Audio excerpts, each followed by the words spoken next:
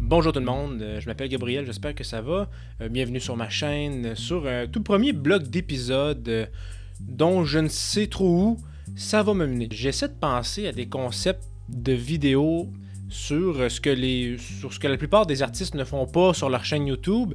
Il y a beaucoup de démonstrations, comme je peux faire sur la mienne, comme sur les chaînes principales de nos plus influents référents. Une belle phrase. En fait, je voulais trouver des concepts de vidéos à faire qui ressortaient du lot. Le sujet d'aujourd'hui, en fait, c'est de plonger dans le processus créatif de certaines de mes toiles que j'ai réalisées. Donc c'est ça m'est venu à l'esprit. J'avais toujours en tête de comment je peux, sans établir de sens figuratif pour une toile, décrire comment je l'ai créée. Comment cette idée-là m'est venue, pourquoi je voulais mettre cette couleur à cet endroit-là, quelle nuance que je voulais apporter, pourquoi, exemple, ce tableau-là a l'air moins élaboré plus qu'un autre. Tu sais, c'est vraiment des aspects de création que je crois que personne ou très peu de monde parle dans des vidéos. Je pense que je me suis assez répété en ligne. Je pense que ça fait 3 fois que je me justifie du pourquoi et du comment que je veux faire le sujet. Et là, maintenant, là, le moment de le débuter. C'est parti. Donc, la première toile que je veux vous parler, c'est celle-ci. Hop. Voici la toile. Voici la toile! Donc, oui, cette toile-là, comment je vous dis que je vous la décrirais bien? Quand même un bon format. C'est une toile qui est plutôt... C'est une toile qui est plutôt légère. C'est pas très chargé. Hein? Tu vois, il y a beaucoup de nuances pâles. Ce que je voulais faire au départ, c'était d'ajouter des éléments très nets, comme des traits très secs au pinceau, puis rajouter des nuances pour pratiquer mes glacis. Donc, je me suis dit... Ça va être une belle expérience de glacis pour voir quelle teinte je peux ajouter à une telle couleur, jusqu'à où je peux aller avant que je me retrouve, par exemple, à aller trop loin et faire une erreur. Puis, donc celle-là, cette idée de toile-là est partie de ça. Il y a beaucoup d'erreurs dans celle-ci qui m'ont fait apprendre beaucoup de choses. La première chose, lorsque j'ai débuté cette toile-là, ça se passait très bien. Donc, j'ai ajouté une couche très diluée avec de l'eau de blanc. Je l'ai parsemé au complet. Puis après, ça m'a permis de faire des traits beaucoup plus fluides avec des teintes de gris et de noir pour faire la base de cette toile-là. Puis par la suite, une fois que le tout a séché, je commençais tranquillement à mettre des teintes de bleu. Puis, juste pour te décrire, comment je te dirais bien ça, tous les points bleus plus foncés, ça correspond à 4 à 5 couches de bleu. T'sais, c'était vraiment une expérience pour moi d'ajouter plusieurs couches, de voir où est-ce que je peux aller, comme je t'ai décrit tantôt. Puis par la suite, je me suis dit, je vais ajouter des couleurs qui vont bien s'agencer, autant une qu'avec l'autre, sans savoir vraiment où est-ce que je vais pouvoir aller dans ce processus-là. Donc après ça, le jaune est arrivé, après ça, le magenta aussi. Mais là, c'est là que ça s'est corsé.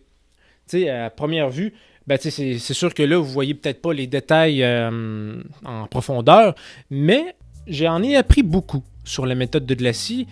Je sais pas si toi, tu utilises des médiums, si tu utilises l'eau. Je vais la déposer. Si tu utilises l'eau souvent, je sais pas si toi, tu utilises certains médiums, mais il faut les connaître. Hein? Il faut savoir quelle quantité mettre pour être sûr de pas se ramasser.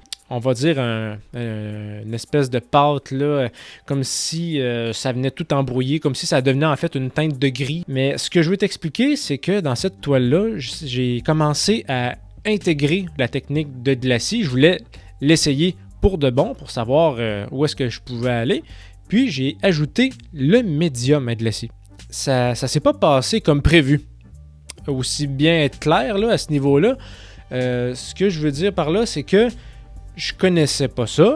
Je savais pas quelle quantité mettre. Je savais pas s'il fallait que je l'applique sur la toile avant d'appliquer la couleur ou s'il fallait que je le dilue dans la peinture.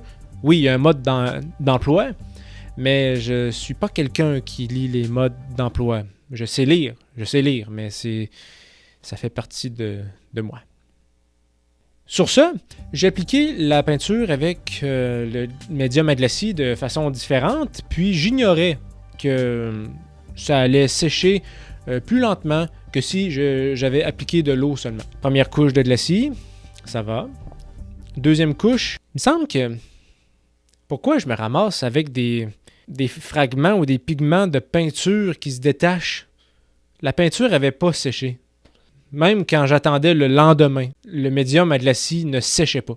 Fait que là, je me suis dit, bon, je me retrouve avec une erreur en tant que telle dans ce tableau-là. Ça sera pas parfait pour vendre. Ce tableau-là, je ne le vendrai pas. Il faut que je sois aussi authentique avec moi-même, parce qu'un produit un produit final que je peux pas vendre, eh bien, il va falloir que je le donne au suivant si quelqu'un veut le réclamer. Mais sinon, c'est ça. C'est le gros défaut de cette toile-là. Puis, plus que les jours avançaient, plus que je voulais ajouter une teinte de peinture pour faire les glacis, et ça séchait jamais. J'ai même passé une semaine à attendre.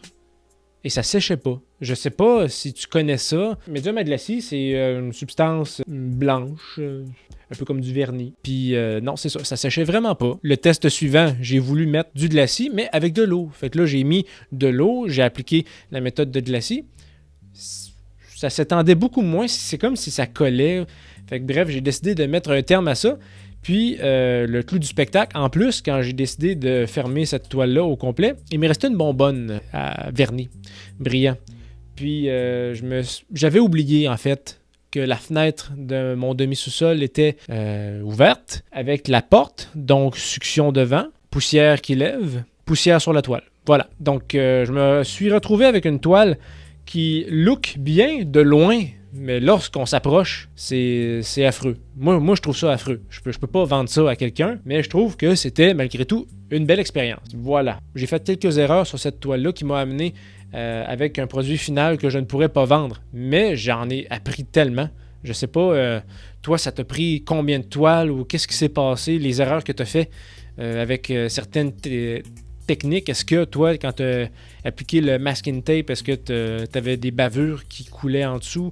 Est-ce que c'est quoi tes techniques, même avec un bon tape, pour pas que ça coule en dessous? Il y a plein de trucs qu'on découvre au fil du temps. Puis je pense que c'est aussi une bonne façon, au travers de ces vidéos-là, de vous les partager. Fait que j'espère que tu as apprécié la vidéo. Si tu veux m'encourager, si tu as aimé, si tu n'as pas aimé, tu peux écrire ça dans les commentaires. Je vais les lire attentivement. Donc c'est ça, tu peux t'abonner à la chaîne, tu peux liker, tu peux partager. C'est quelque chose qui m'encourage énormément. Puis à la prochaine pour d'autres vidéos.